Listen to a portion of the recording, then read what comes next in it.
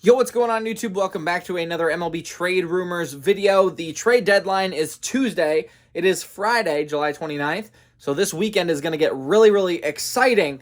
And that's what we're going to talk about today is the first rumor that I saw today that I think could make a massive impact for a contending team. You've already seen it in the title and the thumbnail. It is JD Martinez to the Dodgers. Now, this is a really interesting trade, and I'm going to go over that.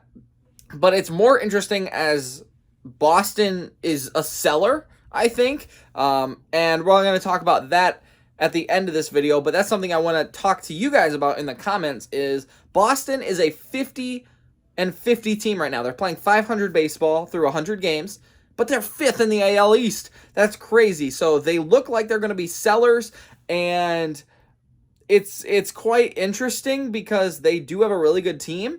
And if they start shipping out players left and right, it's going to be crazy to see where some big names could go. Maybe Xander Bogaerts, maybe Devers, maybe Sale. Some big names that obviously Boston really likes. So it's going to be interesting to see where they go. But let's talk about JD Martinez to the Dodgers.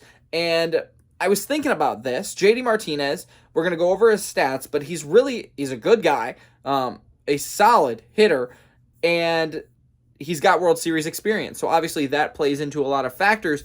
But I was looking at teams that really need a guy like him, and there aren't a lot of teams out there. Two teams that came to mind were the Dodgers, one. And the second one was the Phillies, because they are very much an offensive-heavy team.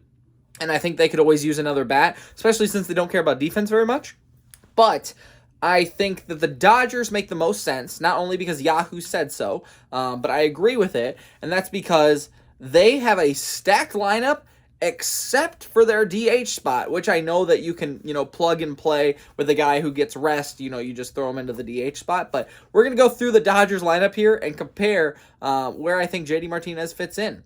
So let's first go through JD Martinez's stats. He is not as good as he used to be, back in the Detroit days, back in the early Boston days when they won the World Series back in 2018.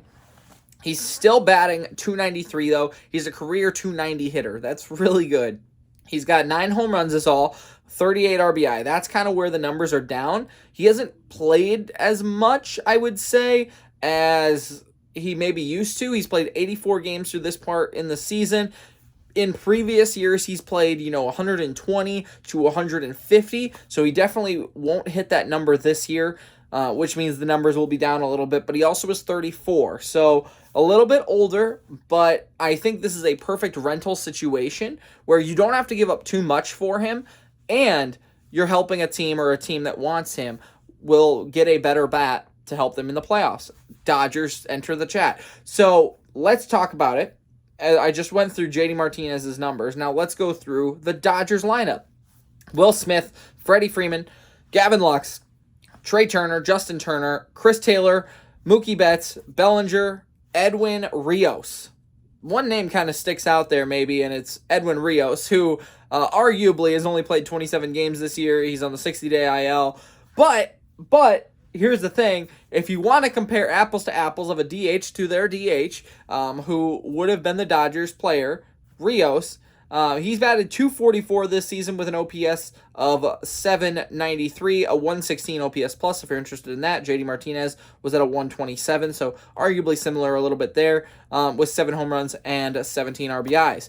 Obviously, like I said, you're going to play Muncy at first, and you're going to play Freeman at DH, or you're going to play Jake Lamb, another DH, who is batting .290 or .222 with an OPS plus of 107, comparing DH to DH. Like, you're looking at these guys, you're going to play somebody, but if you add a big bat like JD Martinez, he's going to fit right into that 5 and 6 hole on the Dodgers. I don't know the Dodgers lineup necessarily, but Mookie Betts leading things off, or Trey Turner leading things off, the other one playing second, Cody Bellinger third, Freddie Freeman fourth, Will Smith fifth, and then you throw in JD Martinez sixth. It makes sense in a lineup perspective.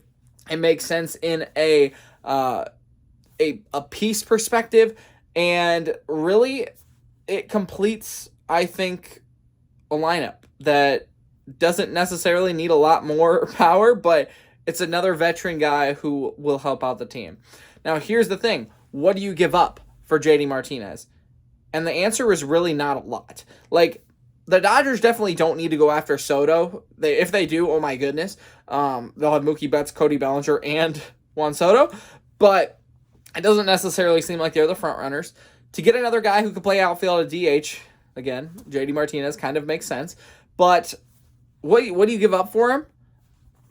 It's not going to be anybody super special. Gosh, I would almost do a Jake Lamb and then a prospect. Like, does that not make sense? Maybe you throw in a Chris Taylor. I know he's getting a little bit older at 31, so maybe he's not the perfect answer to that. But you throw in a guy who is an established hitter. I think that's what's really important here. You have to trade an established hitter for an established hitter. Obviously, he's not the best, and I think that either of those guys that I just mentioned are the best. But JD Martinez is not the best. But you trade him for an established hitter who's maybe a little bit older, and I think Jake Lamb is probably really a good answer. Maybe you throw in Trace Thompson as well. Some guys who just a little bit older, but still have a little bit of pop, still have a little bit of productivity that the Dodgers definitely don't need. Like, that's the thing with the Dodgers, is they don't need all of these players.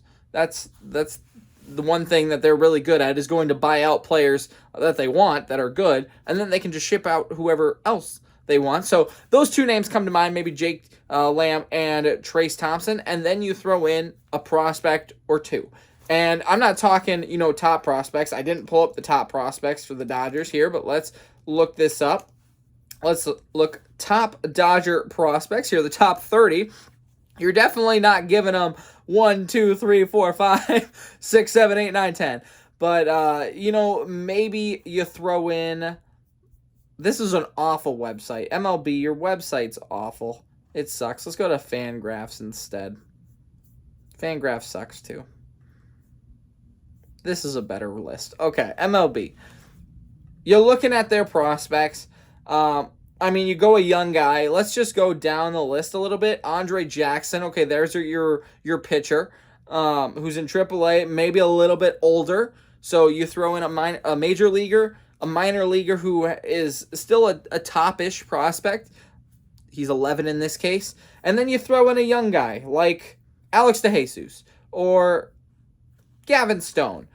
Some guys who are younger, who are middle-of-the-pack prospects, and they might pan out, they might not, but even if they do, like, when are they going to play for the Dodgers? That's kind of the thing. They don't have room for them. So you're going to have to, give up some potential talent, give up some established talent, but you're getting a good hitter in JD Martinez. So that's what I think a possible trade could be. The bigger news would be that JD Martinez heads to the Dodgers, though. And what does that leave Boston? Some young guys here, but what do they do with Devers? What do they do with,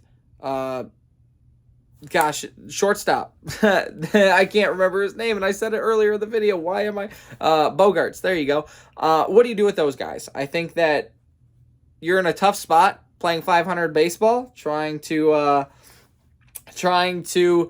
rebuild if you have a decent team, but who knows? If the Red Sox are sellers, looks like JD Martinez might be the first one off the board. So that's all I got for you for a video.